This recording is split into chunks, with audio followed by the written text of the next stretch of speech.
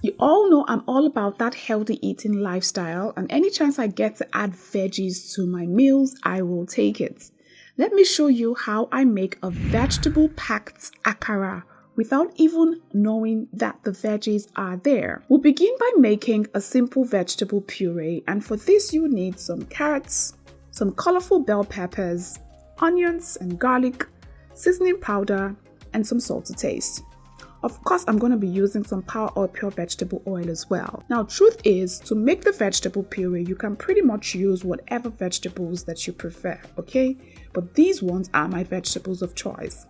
Start by drizzling some power oil, pure vegetable oil in a pan, and then add all of the vegetables. Stir fry for about 3 to 4 minutes or until it is nice and very aromatic. Afterwards, add the garlic and then season with some seasoning powder and salt to taste. Then add some water, mix everything together to combine, then cover and leave to cook for 5 minutes or until it is slightly tender.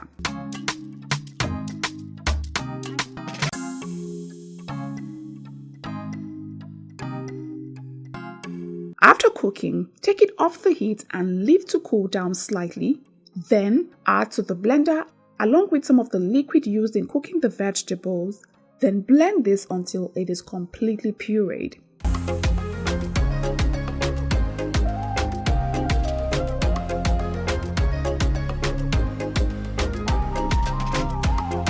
Afterwards, what you'd have is a luscious vegetable puree that can be used to make a variety of recipes. What you do next is you can transfer the vegetable puree into a jar or a freezer safe container, and then you can store it in the refrigerator or the freezer.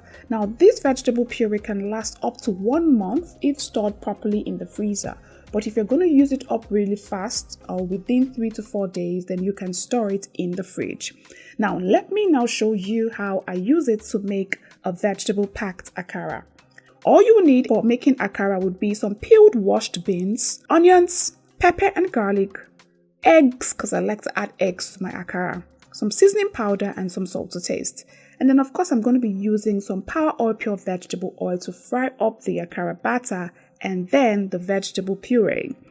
Now place the peeled beans in a blender along with the onions, the pepper, garlic, seasoning powder and some salt to taste.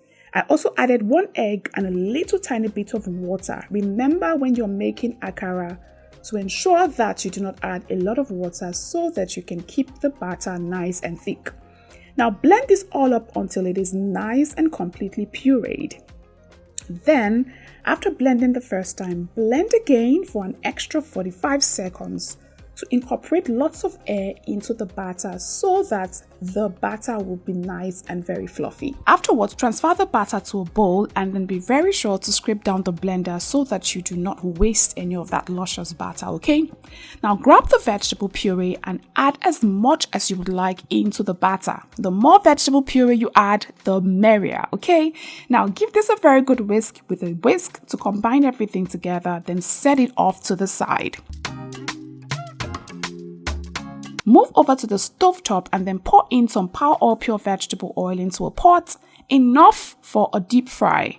Allow the oil to heat up, then gently scoop in the akara batter into the oil, but be very gentle so that you do not scatter the batter in the oil.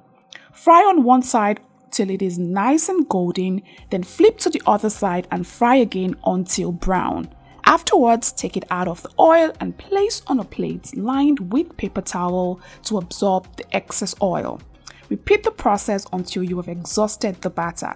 Now, what you have afterwards is a vegetable-packed, fluffy-looking akara without even knowing that the vegetables are in there. Would you be trying out this recipe? Do let me know in the comment section down below. Trust me, the addition of the vegetables takes the taste of the akara to a whole new level. It makes it super flavorful and very aromatic as well. I also made a vegetable packed moi moi recipe using the same puree. Look out for that recipe next week, okay?